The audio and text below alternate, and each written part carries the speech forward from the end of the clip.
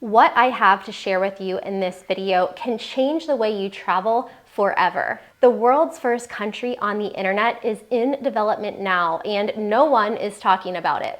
This isn't some kind of dystopian novel or sci-fi thriller. This is real life, and it's happening sooner than you think. So let's find out what this internet country is all about and if you should be a citizen. Before I tell you about this digital country, however, and how you can get a passport, why do we even need one? What are the problems with global mobility and travel that can only be solved through an internet country?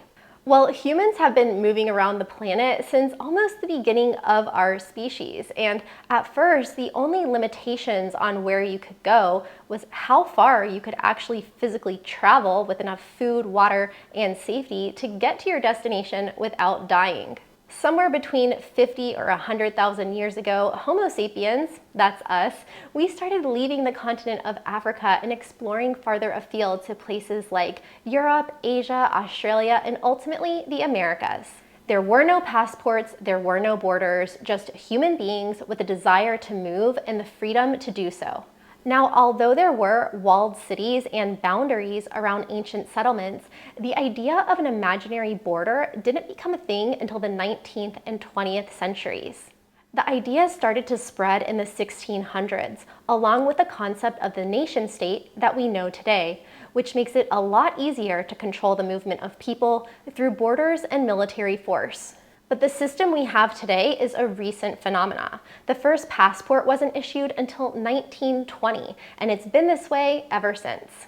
Today, most of the borders you see on a map are less than 100 years old. Because all of us alive today were born into this system, we've accepted this global cultural norm because we don't have any other choice.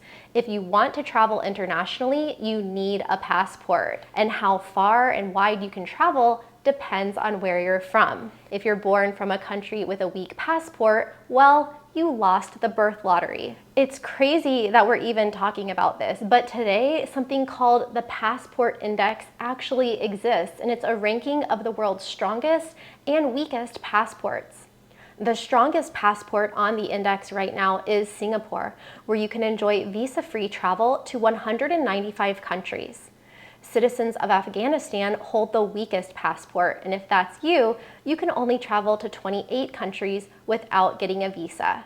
What this essentially equates to is gentrification or racism on a global scale, depending on how you want to see it. And with the first passport being issued right after World War I, I think we can say it's a mix of both. Now, if you're from a wealthy or developed country, then you might not have to apply for visas very often, but what you might not think about is that your ability to travel is still restricted to the amount of time that you can stay in a country on a tourist visa. But if you ever want to travel somewhere and stay more than a couple months, then you need to apply for a visa or residency permit. And how hard is it to get one of those? Well, it depends on where you're from, where you're going, and the category of visa or permit that you're applying for. But suffice to say, it always takes a significant amount of time, money, energy, and resources, a lot of waiting around, a lot of government bureaucracy, and in many cases, a lot of standing and waiting in lines in different countries at embassies, and sometimes having to go back year after year waiting for your visa to be approved. In the best case scenario, you can apply online for a tourist visa, but it still costs time, money, and hassle. So what is the solution to this passport problem? Well, I don't have all the answers, but digital nomad visas are one way that this playing field is being leveled, because digital nomad visas are open to citizens of any country. So if you're a remote worker, a remote employee, freelancer, or in some cases, a retiree or pensioner, you can apply to stay for anywhere from 6 months up to 5 years in upwards of 80 different countries with their digital nomad or remote work visa. The catch is, however, that you still need to have proof of income. The application procedure is also very lengthy and cumbersome, and you might need to show between $1,000 and $7,000 or $8,000 per month in income that is coming from a foreign or remote source. So it's not possible for everyone to get these types of visas.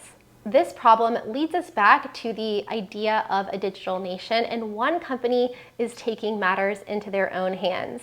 Enter SafetyWing, a startup founded in 2018 by 3 Norwegian digital nomads. Now, this company already has a couple of products online that you might be familiar with.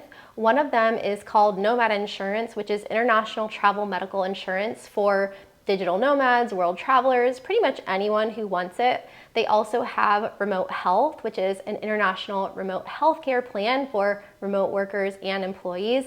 And this video is not sponsored. They don't even know I'm making this video. I'm just really passionate about this topic and I want to share this information with you. So if you want to learn more, you can always check the links below this video. But basically, SafetyWing is on a mission to build this global social safety net.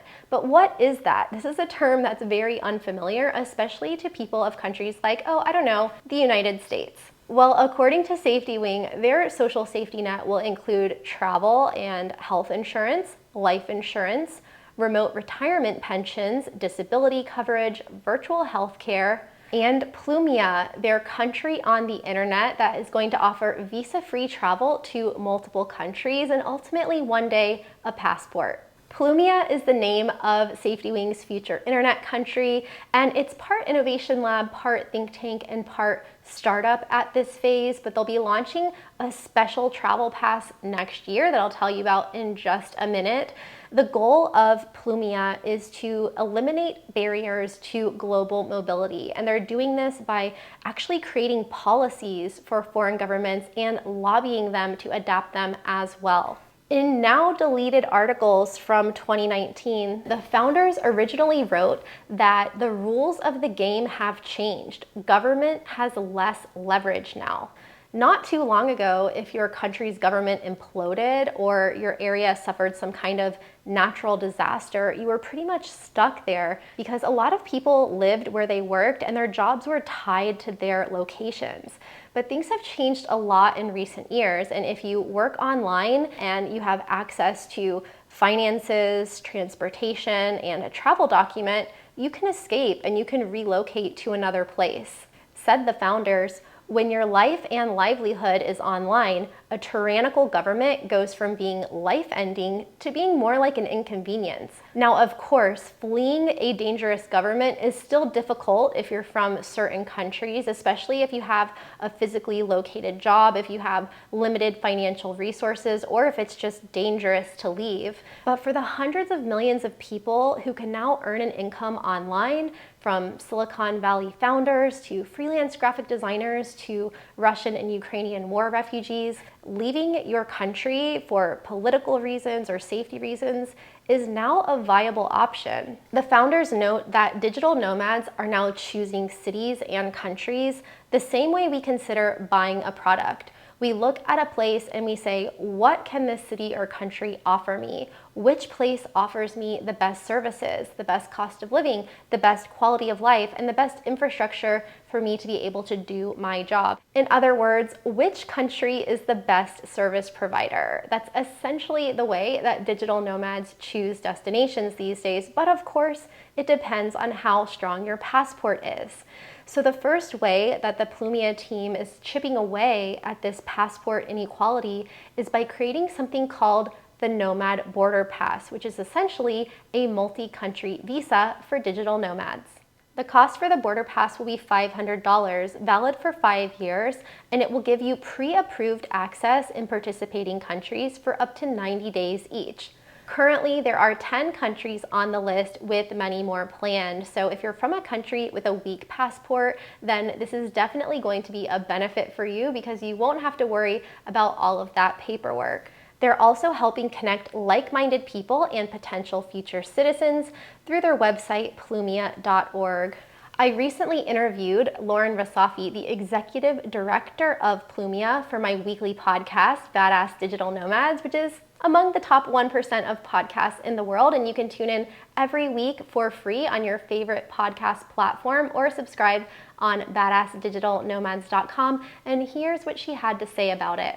The thing that we want to do with our global mobility work is sort of unlock borders to stop the world kind of operating on this principle that the coincidence of your birthplace determines your life opportunities, and instead to kind of like open up that space so that more people are able to pursue the digital nomad lifestyle, and are able to kind of like have the same rights given that they have the same internet connection. That's kind of the group, the area that we're kind of working on. The ultimate sort of 10-year vision, which we have in our roadmap slated for 2032, is to develop a new global passport that works at borders worldwide. How are we going to do this? You know, it's very good to have the like long-term vision, but how do you start today towards that vision, other than talking about it, which I think is useful, as in to do the thinking and then do the kind of like sharing of what you've discovered is great. But you do actually need to build stuff as well, as in bring it to life. And that's something Safety Wing was extremely competent at already. You know, it already brought to life this new kind of travel insurance for digital nomads, and then a truly global and borderless health insurance. But the idea of, okay, how do we develop a product that is relevant to kind of what people need, what people want today, and then how do we sort of turn that later into a fully functioning passport? The Nomad Border Pass is available starting in 2025, and you can apply or join the waiting list with the link below. Now, I, for one, am on board with the idea of a digital country because I think that if humans have been able to travel freely for 100,000 years, then the system that we've had in place for the last 100 years really doesn't make any sense. So maybe one day we can all be citizens of Plumia with our extra passports and our digital nomad retirement pensions. But I'm curious to know what you think. How do you feel about the current nation state and this current passport strength system? And do you think that having an internet country is the solution? Will you apply for a passport or the Nomad Border Pass? Let me know in the comments below. And if you're new here, then welcome. Make sure to subscribe if you value freedom and the freedom to travel. And for some ideas of places that you can live on $1,000 per month or less, check out these videos next.